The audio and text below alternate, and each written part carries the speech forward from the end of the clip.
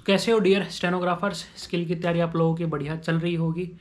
मैं आप लोगों के सामने आया हूँ आज 3-4 पॉइंट्स लेके हैंड राइटिंग की इम्प्रूवमेंट को लेके। ठीक है, कुछ क्वेश्चंस भी थे, कुछ मैं अपनी तरफ से ऐड ऑन करूँगा आप लोगों के लिए। मेन आती है हम पेन कैसा यूज करें, ग्रिप कैसे करें। हम कई बच्चों को प्रॉब्लम आती है कि नर्वसनेस की रीज़न की वजह से एग्जाम हॉल में पसीना आने लगता है हाथ में, तो ग्रिप लूज करते हैं।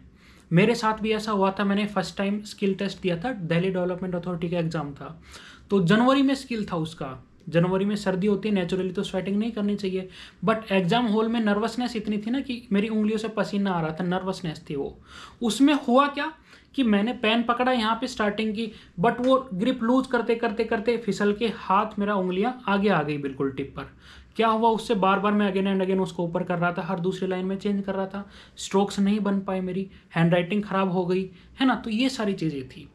नए स्टूडेंट्स को मैक्सिमम को आती आई है इश्यूज, और ओल्ड है उनको भी आ सकती है, नेचुरल सी चीज़ है। दूसरी चीज़ ये होती है कि अगर आपका स्किल टेस्ट की कोई भी एग्जाम हो, है ना, एसएससी का कोई और हो, अगर गर्मियों में होता है, जून जुलाई में होता है, तो बेसिकली एग्जाम हॉल में जितने भी अगर एयर कंडीशन है तो ठीक है, अगर एयर कंडीशन हॉल नहीं है तो उसमें क्या होता है, जितने भी एग्जॉस्ट फैंस एंड अदर चीज़ें होती है, नॉर्मल फैंस होते हैं, वो बंद कर दिए जाते हैं। अगर जून के महीने में आप ये सोच के देखिए, स्किल टेस्ट दे रहे हैं आप, हॉल के अंदर बैठे हैं एंड फैंस वगैरह एग्जॉस्ट वगैरह सब बंद कर दिए जाएं, तो नेचुरली बॉडी स्वेटिंग आने लगती है, तो उसमें भी हम लोग ग्रिप लूज करते हैं।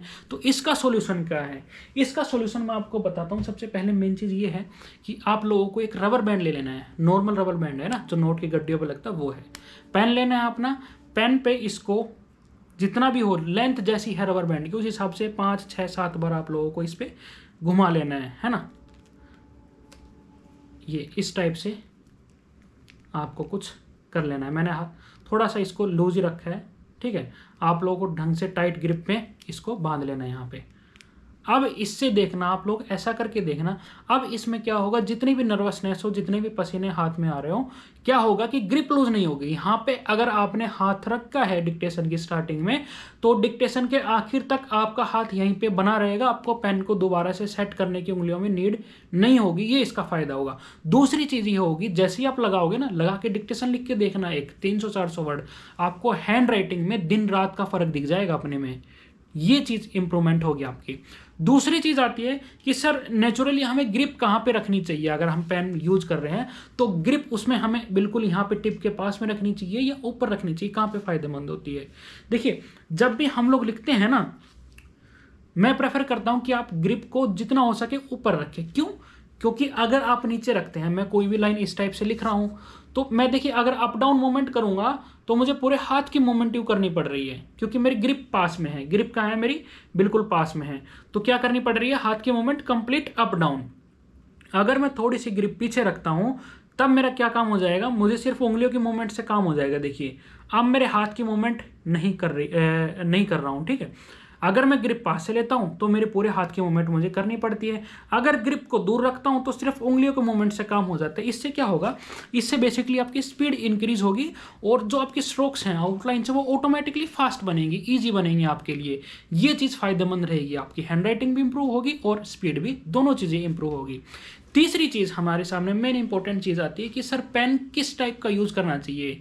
पेन मैं प्रेफर करूंगा आप लोगों को जो स्लिम बॉडी पेन रहता है, लाइक 2-3 रुपए का जो आता था पहले, अब भी आते हैं 2-3 रुपए में, वो वाले पेन जो होते हैं, वन टाइम यूज वाले, है ना, रिफिलेबल नहीं, वन टाइम यूज वाले डिस्पोजेबल पेन जो होते हैं, वो आप यूज कीजिए। क्योंकि उनमें बेसिकली जो पेन की बॉडी होती है वो स्लिम होती है, जिससे ग्रिप हमारी काफ़ी अच्छी हो पाती है। ये चीज़ होती है। तो उस टाइप के पेन का यूज करेंगे तो पॉसिबिलिटी रहेगी कि आपकी शॉर्ट हैंड की जो राइटिंग है और जो स्पीड है वो नेचुरली आपकी इंक्रीज होती रहेगी टाइम के साथ में, जितना आप प्रैक्टिस करेंगे। तो ये 2-3 पॉइंट थे, इंपॉर्टेंट पॉइंट्स हैं काफ़ी सारे। जब मैंने प्रैक्टिस की थी तो प्रैक्टिस कर करके सीखा, है ना। तो ये चीज़ आप लोगों से मुझे शेयर करनी थी। इसके अलावा कोई भी आपके डाउट्स हो तो आप लोग कमेंट करिएगा, मैं ज़रूर उस चीज़ का रिप्लाई करूंगा। और अगर आप स्किल टेस्ट की तैयारी कर रहे हैं तो stenosala.com पर जरूर विजिट करना है, वेबसाइट पर। वहाँ पे आप एसएससी के अकॉर्डिंग स्किल की टेस्ट दे सकते हैं। सेम एसएससी जो इंटरफेस देता है वो आपको टाइपिंग इंटरफेस मिलता है, दुनिया भर की आपको डिक्टेशंस मिल जाएंगी। कैलाश चंद्र है, प्रोग्रेसिव है, प्रीवियस ईयर है, प्रेसिडेंट स्पीच है, हर तरह के डिक्टेशन आपको मिलेंगे वहाँ पे। तो वहाँ पे जाके आप स्किल टेस्ट की तैयारी कर सकते हैं। कोई भी क्वेश्चन हो कमेंट जरूर करिएगा, मैं रिप्लाई करूँगा आप लोगों का। मिलता हूँ आप लोगों से अगली वीडियो में।